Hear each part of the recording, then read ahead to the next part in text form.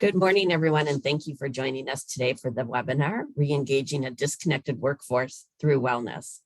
Today's webinar will be presented by Workplace Wellness, a new ASC partner who creates, implements, and fully personalized corporate wellness programs for small and mid-sized businesses. With us today is Andrea Eimers, co-founder and COO at Workplace Wellness. Welcome, Andrea. Hi, thank you for having me. Well, let's begin. All right, yes. So today we are going to be discussing how to reconnect a disengaged workforce through the use of wellness.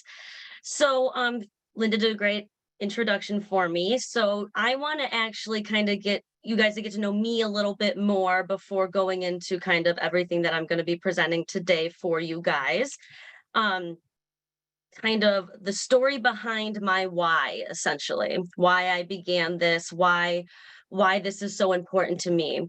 So she is my why. This is my Aunt Alicia. She was the funnest, coolest person, like a second mom to me. And, we did unfortunately lose her several years ago. We lost her to depression. She was struggling too much with the everyday life and everything going on in her life to be able to um, go on, essentially. And this was my mom's best friend. And she was very close with my family, and we were very close with her son. I had actually worked with her. I had started my career in staffing. My mother and my aunt had actually ran a staffing company together. And I had worked in the staffing company ever since I was in high school, 14 years old. So I was very well immersed into the industry at a young age. And after all of this unfortunately had occurred, I was working side by side with her and noticing that her work was she was making a lot of mistakes, essentially. And I had gone up to my mom and I said to her, I was like, is anything going on? Is she okay? And in the end, obviously what happened, and she was dealing with weight issues as well as dealing with a foot issue and was bedridden at the time. So now, getting rid of the sadness behind the story, because there is good to come of it. This obviously hit my family so much, and so what my mother and I decided to do, I transferred schools. I came back to Michigan, finished at the University of Michigan, and my mother and I started a staffing company called AMJ Staffing, based off of my Aunt Alicia Marie Jameson. Now, throughout my time in staffing, though, I'm constantly recruiting, constantly, doing what staffing's all about. You're finding out that people aren't necessarily leaving their jobs for the reasons that we used to. We're not necessarily leaving for money right away. And it's becoming essential that we look into it a different way. And that is when we started Workplace Wellness. We are still running AMJ staffing, and now I had taken off and began Workplace Wellness with the help of my mother as well. So that kind of leads me to who I am. Like she said, co-founder and COO of Workplace Wellness. I have 10 plus years in the business HR services, starting in staffing, but then eventually leading into my my wellness endeavor, and 10 years in general in the wellness industry. So I am a NASM certified personal trainer, nutritionist, virtual wellness coach, as well as a group fitness instructor. Our company is woman owned. As you know, we're an ASC partner, and we are an affiliate with SHRM, and specifically Detroit SHRM.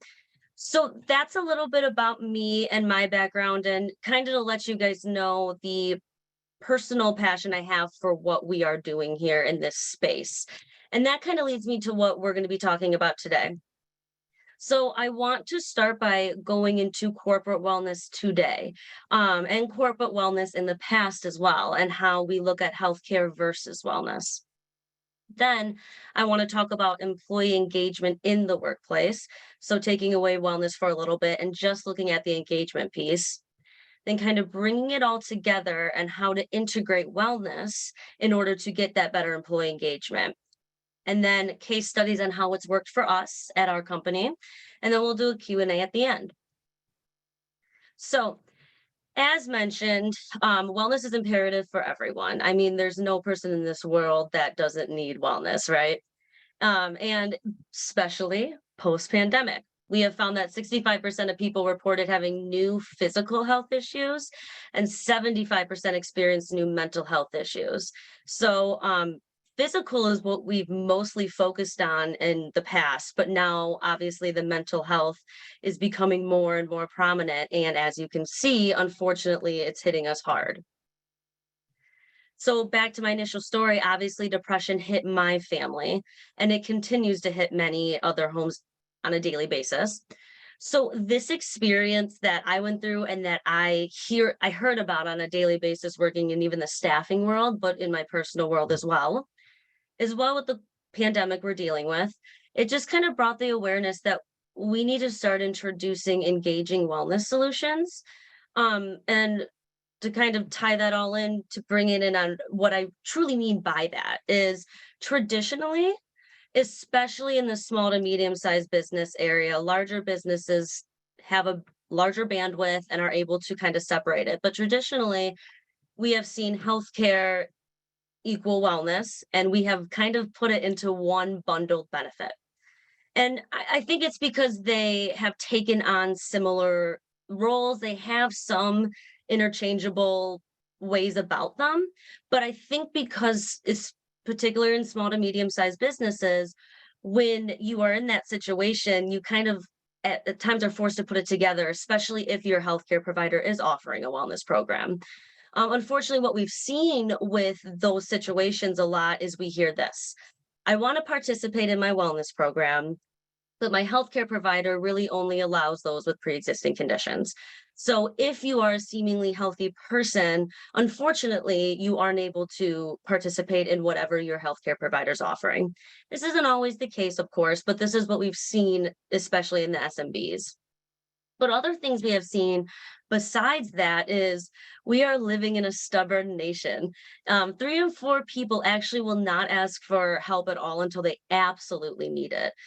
So that is one way to kind of easily get people to, veer away from that. But on top of that, we are also living in an inflation nation. We all know paying for our groceries every week. Nearly 40% of Americans have skipped medical care because of cost concerns. So with all that being said, we really feel that it's time that we now start doing this. We look at healthcare as a medical care benefit and stop equating it to wellness and making wellness more of a preventative care benefit. So I say like this, we're all in the HR services, right? In the staffing industry, staffing is seen as an HR service, but because it has become so prominent in history, we have now made it its own industry. And essentially, that's what we need to start doing with wellness. We have started gravitating toward that, but really putting a push on saying, let's separate them. And wellness doesn't have to be expensive. We're not talking healthcare, we're talking just wellness. And this is another way of saying it to get that better understanding, which is health refers to the state where the body is free from disease, whereas wellness refers to the overall balance of a person's well-being. So obviously healthcare meaning that you are not free from disease, but wellness is much more broad than that. And obviously it's hard to touch on every point within wellness, but putting it into healthcare, you know, what it truly does is, as you can see, we have all these different dimensions of wellness, the 8 dimensions that we've probably have all seen something like this before. But most of these really have nothing to do with healthcare. So we're at this moment now where it's time to unbundle, in a way we could say that, and address wellness separately. To address wellness separately and be able to gain its full potential.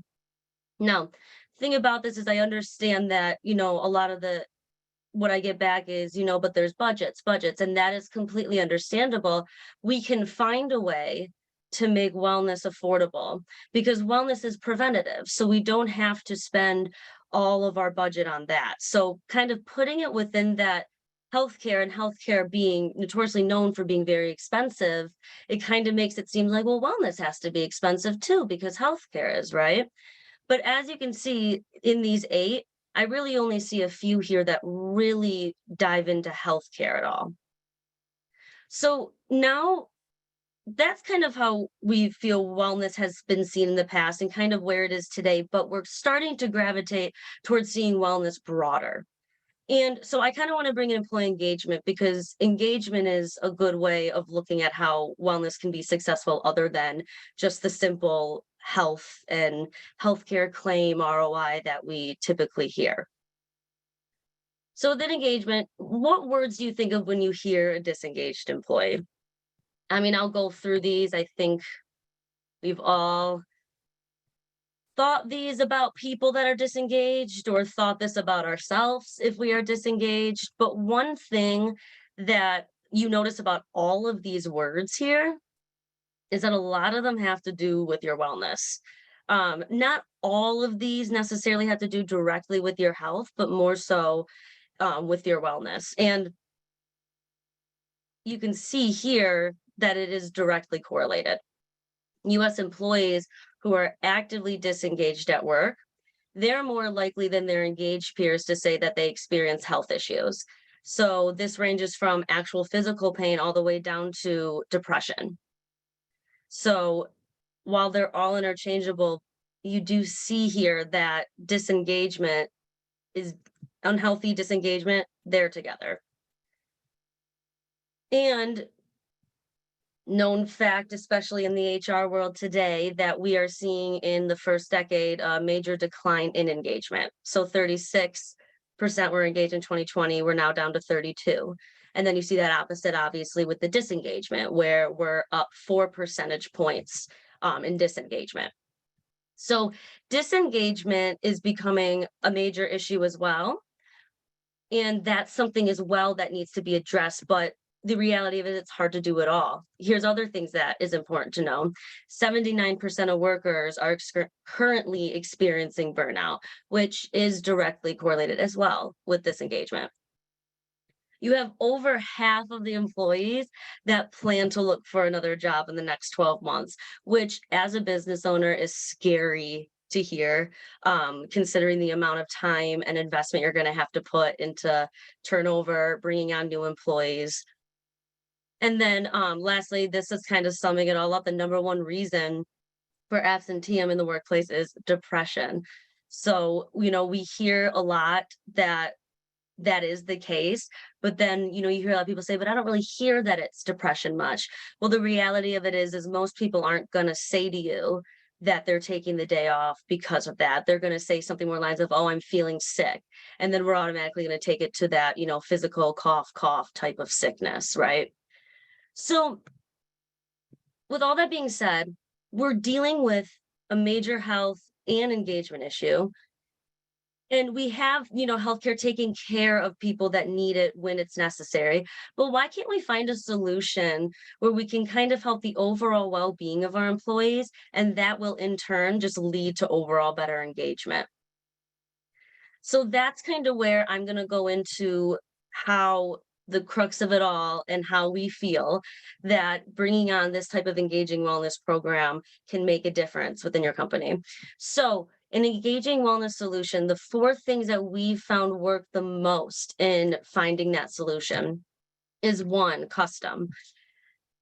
Anything personalized nowadays is what we are looking for. I mean, everyone likes things personalized, right? Everyone wants it to be what they want. So that's just the other way of looking at it. But, you know, wellness, going back to all those 8 dimensions, not everyone's going to want to focus on one.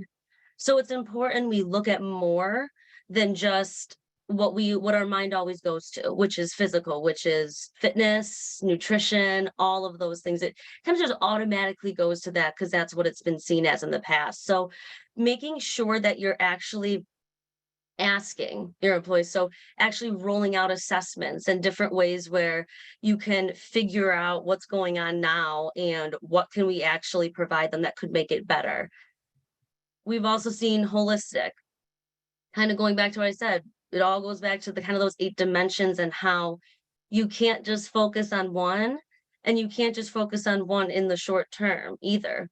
Because if you only focus on one, then I mean, you're asking for participation rates to be low, right? And that's why we've historically seen participation rates kind of fall in the 1/4, 1/3 category.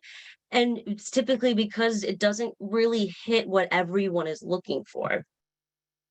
And that also brings in the inclusivity part of it.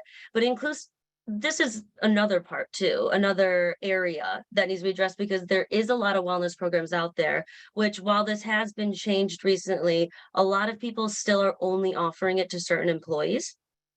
And there's multiple reasons why they only offer it to certain employees.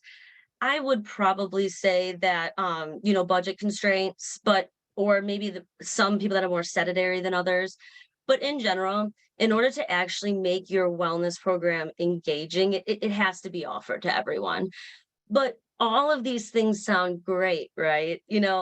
Anyone would want it, but it all comes down to money. In the end, you also have to look at the budget that we're dealing with, and that's important as well. So the affordability aspect of it is more for the business owner, while a lot of the others are for the employees. But wellness, we're trying to say wellness does not have to be expensive. You can find ways to implement or integrate wellness into your company without even worrying about the budget at all. So that's where we have found, if you bring all four of those together, and look, this is a wellness program that deals with so much. So you're never going to be perfect. There's no perfect wellness program like there is a perfect product, right? Because, the people that you're trying to impress, we're all thinking and wanting different things. But if you're at least focusing on these four, you're at least showing that you're putting the effort into understanding what is wanted. And that's going to be different for every company. So, pretty much everything that I said, just kind of showing you these 8 dimensions again.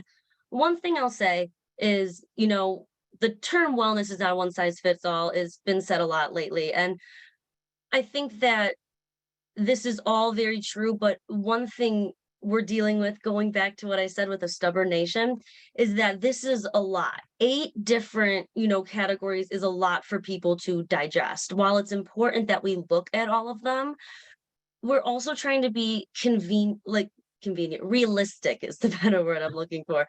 Realistic in knowing that we want people to actually participate in this. We want to create something engaging, something that people are excited to talk about. And you can kind of condense these in a way that are more like palatable for people, and that makes them want to be like, oh, okay, this makes more sense. So what I'm trying to do is condense these 8 to kind of show you that what they are, why we feel it can be condensed in that sense, and then moving on to the next point with how you can integrate affordable ways to do those. So I start with the social category here, environmental, social, and I'm speaking mostly within the workplace since we're, talking about that. Environmental and social, they somewhat go hand in hand, right? You have the environmental side of it. They're physical and social spaces that you're in, but the physical and social spaces that you're in are always your surroundings with other people. So, I mean, you might work from home, true. So that might be, or your animals. But either way, it's a social thing. Your environment is typically a social thing. And if you are a remote employee, we can find other ways to bring that environmental social aspect to it. It obviously becomes a little more difficult, right? Because you're remote, but there are ways to do it. So you have the environmental side, you have the physical social spaces, and then your supportive surroundings, and then that in ties with the relationships. Okay, so the social aspect is very important, especially in the workplace, right? Because you want to, I always say to people, I mean, you're at your job more than you're in your personal life, which is really sad to say, honestly, but you know what, it's our reality, it's our truth. So why not try and make it the best that we can in order to, get through the days. And whenever you're like the people you're around, you're gonna work harder for that cause. So that's something to keep in mind too. And then the physical wellness, this is what I was saying is the most typically known, right? So this is where we've kind of placed the wellness into the exercise and fitness side of it, the nutrition and healthy eating, adequate sleep, injury and illness prevention, all incredibly important and need to be included, especially in prevention, right? So needs to be included, but is not the only thing that we need to pay attention to.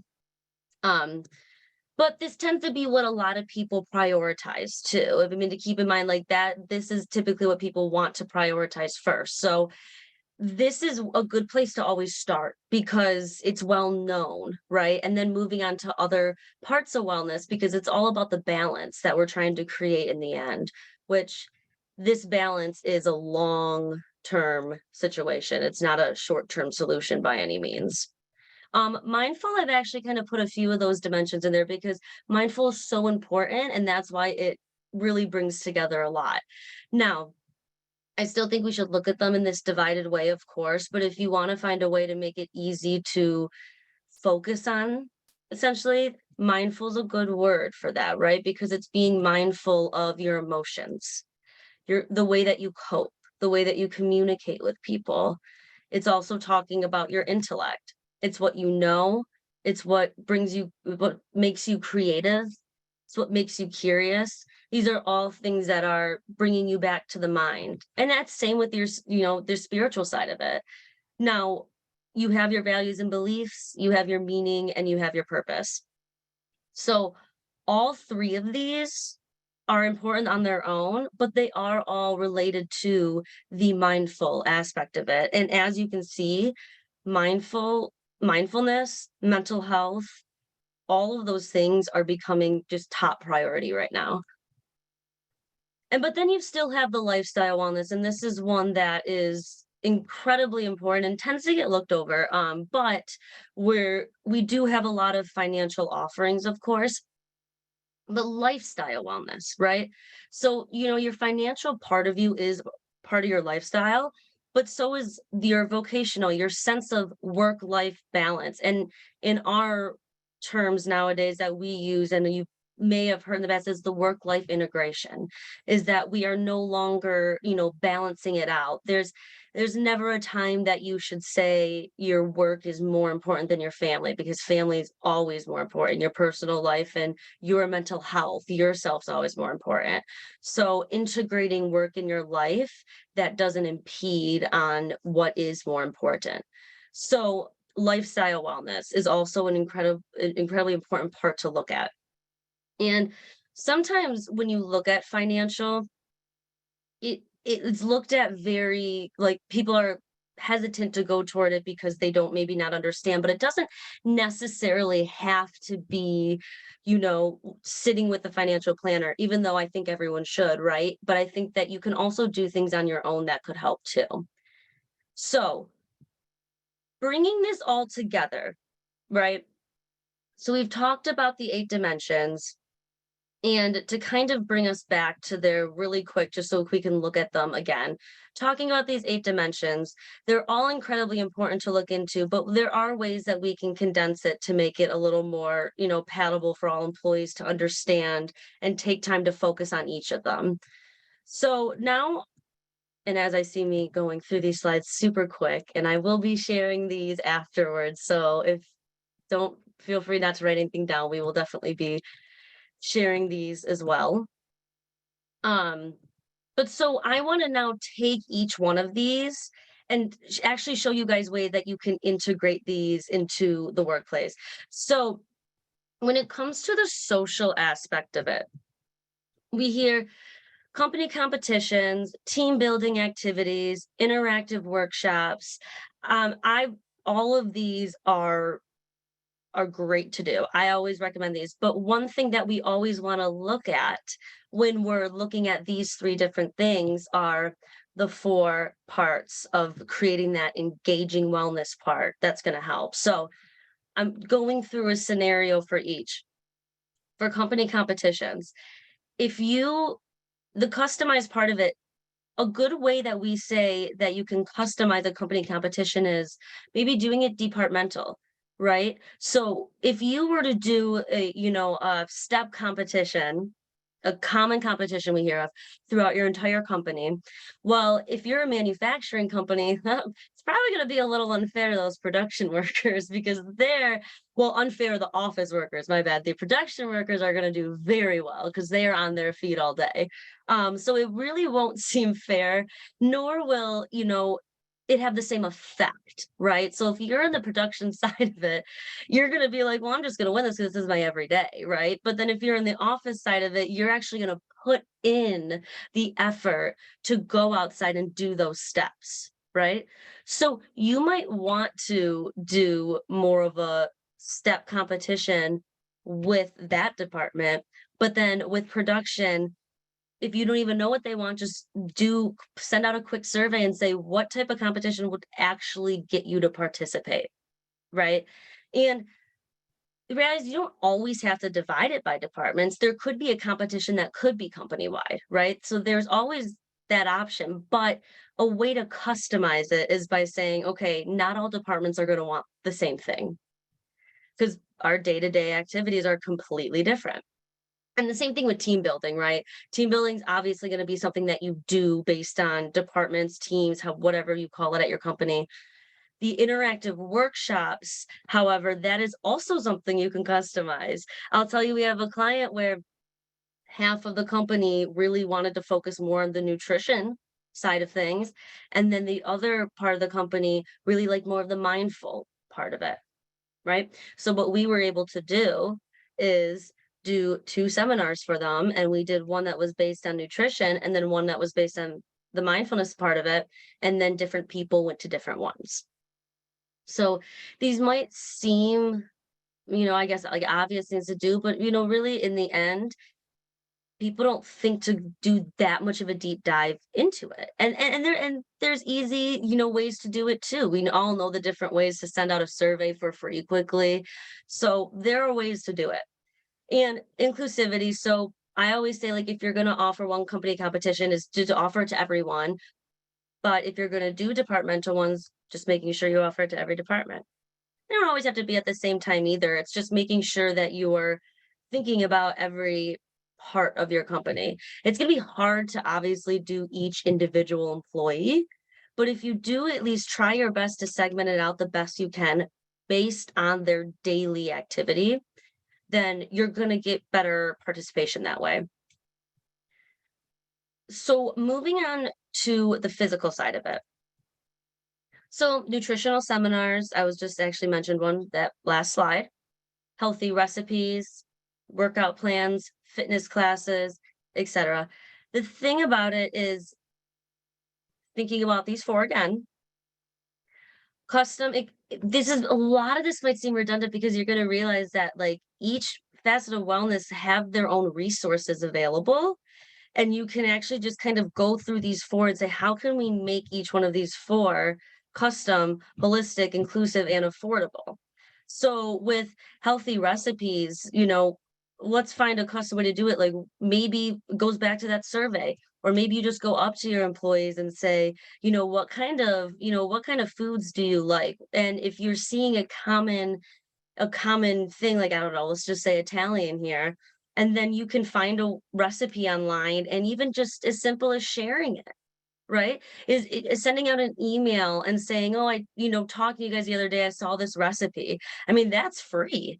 But I mean, what that's doing is simply showing your employee that you took what they said, and you're trying to find a way for them to just be a little healthier, right? And then going up to them a week later, and someone holding them accountable for that and saying, how was that recipe? Did you make it? So little things like that, right, becomes kind of everything. That's custom for the person. It's affordable because it's free. It's holistic because if they were to said to you that they wanted something else, you may have sent them something else, right? And then so that's a kind of way to look at it. And that even is just a healthy recipe. So let's find an affordable way to do a fitness class too. Someone saying, I'm really trying to get back to the gym.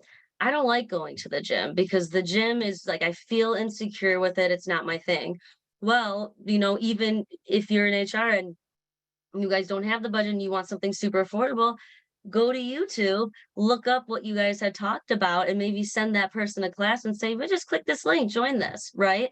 So there's affordable ways to do this. Now, obviously, that's going to be difficult to do because within HR, you only have so much time out of your day. But I'm just trying to give those examples of simple ways of integrating that. So mindful, and this is one that we're hearing a lot about, and people are wondering what are ways to bring in the mindful part of it. So I'm going to spend a little extra time on this one just because I feel that this is what has been talked about a lot. So now, breathing exercises, meditations, mental breaks, stress relief techniques, etc. So these are all different resources that could be offered to employees. And I think that the reality of it is that people know about this, but they don't know how to implement this. And the amount of resources that are, available in the space are still somewhat I just want to say narrow or just maybe not as available. But the reality of it is that there are still ways to do it. Breathing exercises are, I tend to find a breathing exercise to be a more of an immediate way to get someone to kind of calm down, lower that heart rate. We have different exercises where, and these are things that can be looked up, these are things that can be demonstrated, but it's the process of holding in a breath, uh, inhaling a breath, holding it, inhaling for a certain amount of seconds, holding, and then releasing for a long period of time. So that's an example of what someone can use. One thing I'll say is that to give you guys an example, is that we have had people that say they struggle to get along with some of their employees, some of their coworkers, I mean. This was just an employee consultation. And we're not a therapist. I do tend to see a lot of people come up to us and just kind of like us being a shoulder that they can, cry on essentially. So what this person has said is, I tend to struggle with my coworkers, and I don't with my anger, I don't want to cause a scene. So what we had said is, whenever you are feeling in that space, take a step back, and they have the app that we have, and we have the immediate breathing technique that kind of demonstrates what I was just explaining, that long inhale, hold, long exhale, and do it a couple times. And then the consultant said, text me and let me know how it went. And so that has been what they have been doing to kind of help in that situation. And it's just a breathing technique that will just get that person out of that mindset. So meditations, um, meditations range, right? So the thing is, you go up to an employee and you say, what are you dealing with? What issues are you dealing with, not only in your professional but personal life? And a lot of people might say, just getting really anxious. Some people might say that maybe they are having trouble falling asleep. Some people might be dealing with past trauma that they haven't dealt with. There's many different reasons that people are dealing with issues, but there are different guided meditations out there that focus on those different um, topics, essentially, that people are dealing with. So they range from 5 minutes all the way, they can go up to an hour. So as long as you have someone offering those to you and holding you accountable, and you'll probably hear me say that a lot, because accountability is one of the biggest things that I think what has lacked in getting those participation rates up in wellness programs. Mental breaks are also huge. And this is something as simple as kind of, in a sense, forcing employees to take that 10-minute, 15-minute break. And there might be some employees that say, no, no, I need to keep working. I've been guilty of that many, many times. But sometimes I have, either, someone in my family or someone at work say, you just need to get up and walk.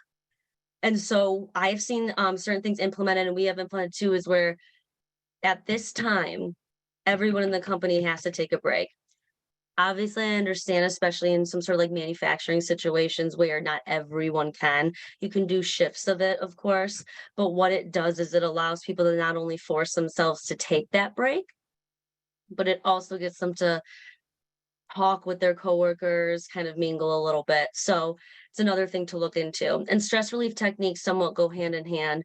And bringing it back to the four, once again, is taking you through those 4 steps when you're wondering if this wellness offering will be engaging, if it will work. Is it custom? Is it what my employees actually want? Does it hit as many parts as it can? Is everyone included? And is the owner of this company not going to get mad at me for what I'm spending, essentially?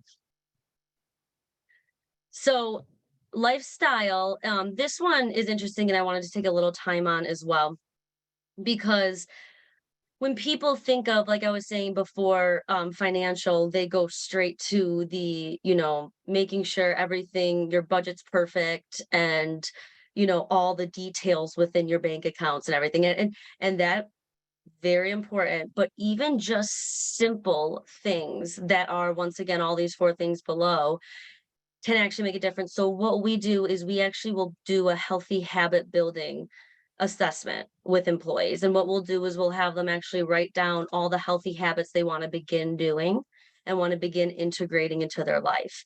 And this healthy habit can be, I mean, it can be anything. It can be ranging from eating 1 vegetable a day, or from checking my credit score once a week to make sure I'm on par with what I'm trying to succeed with. So it doesn't necessarily have to be like bringing in a financial planner, or hiring someone to go around and help people directly with each one. It could be something as giving out these habits and holding people accountable to these habits that they're trying to build. And so, and it's similar to structuring your daily routine. So healthy habits obviously more of a long term, but structuring your daily routine, I don't most people, and I would care to say the majority, if not all, but most people, they are they work better off a routine. I work better off a routine for sure. So helping find that daily routine and continue with that every week, that also helps with your overall balance of your well-being, but particularly within the lifestyle part of it. And then recall assessments. These are what we use in almost everything, is taking the time, because you have this in front of you, to recall what you have done in the past. And then if you can actually take those recall assessments and then compare them to the healthy habit building, then you can kind of see, okay, this is what I've done in the past, and I need to do this, and this is how I can adjust in order to. So there are many other ways that you can incorporate lifestyle wellness that doesn't involve something that may make people maybe shy away from joining because they're a little intimidated by the topic.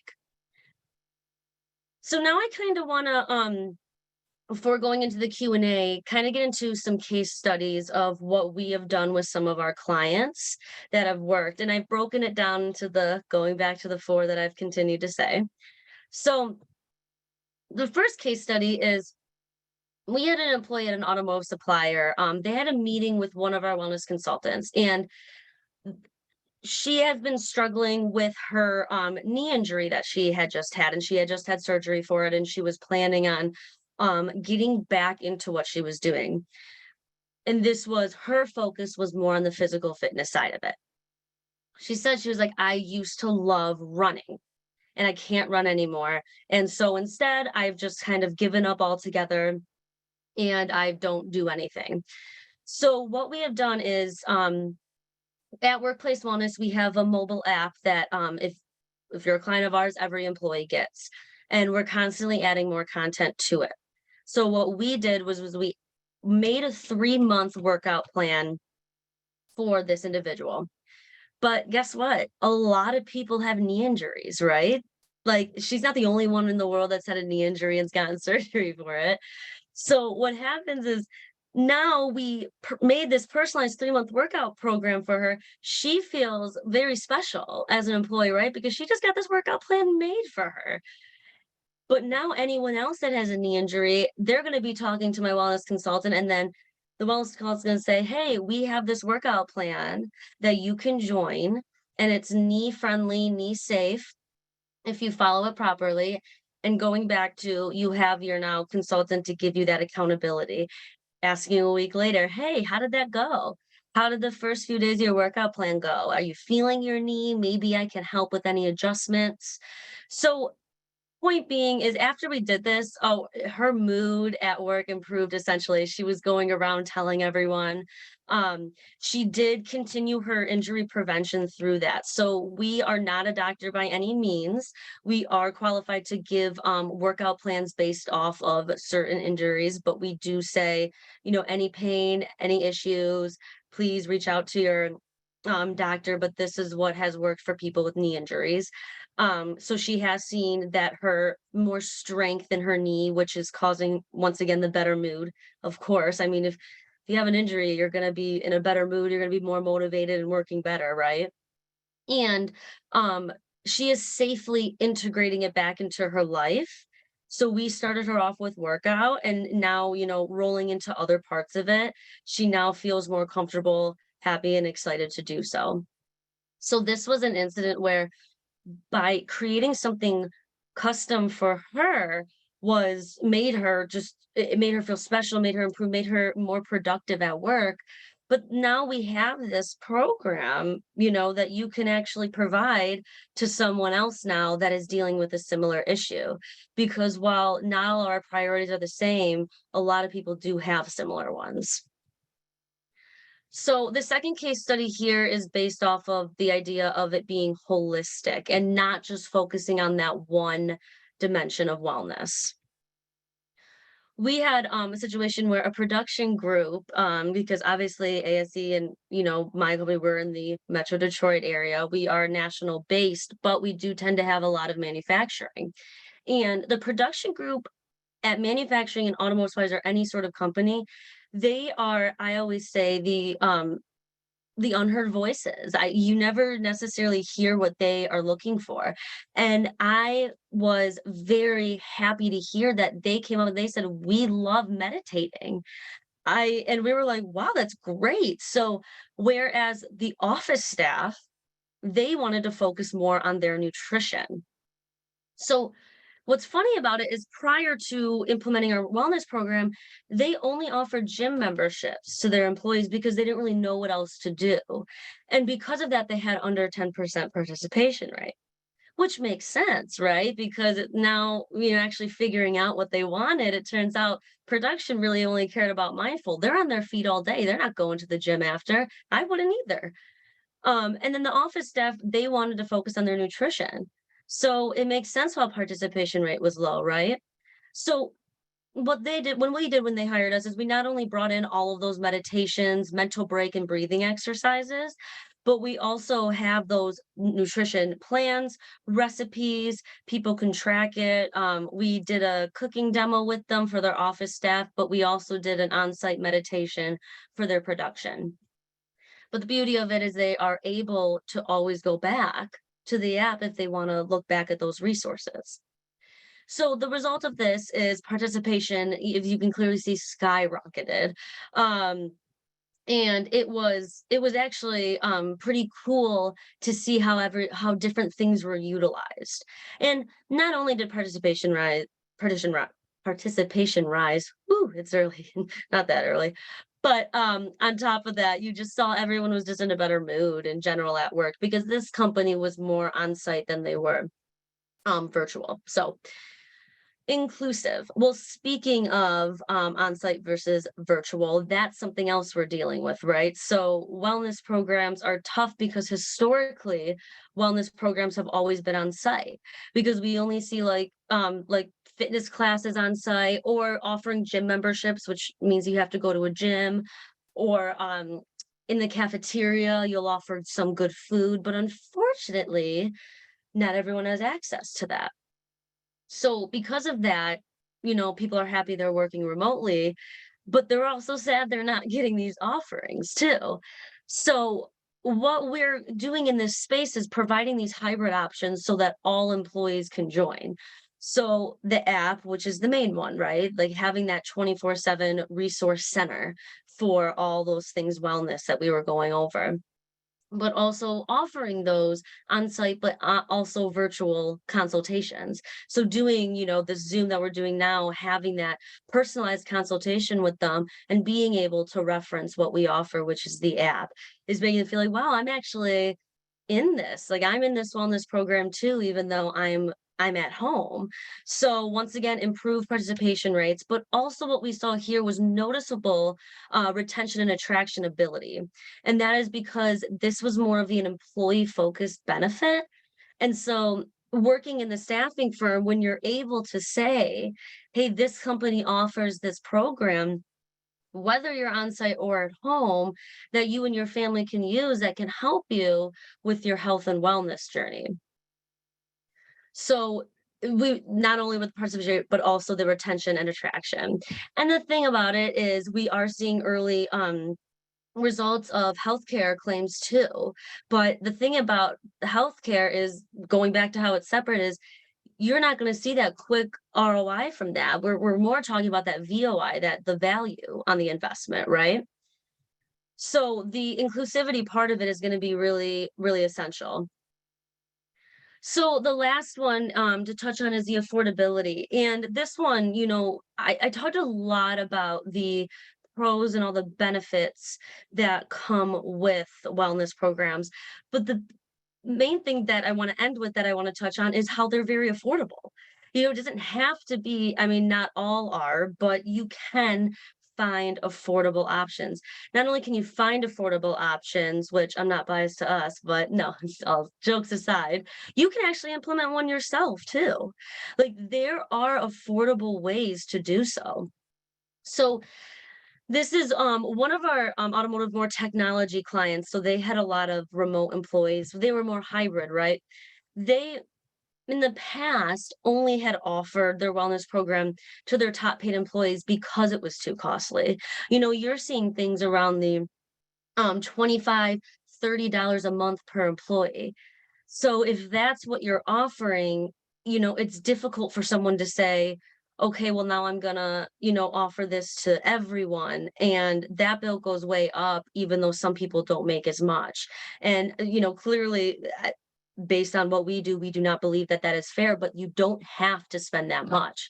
So what we did is by bringing in our wellness option, they were able to get rid of that gym membership, not that, and the deal is if you see that the cost that you can find for it, it can also just be a supplement.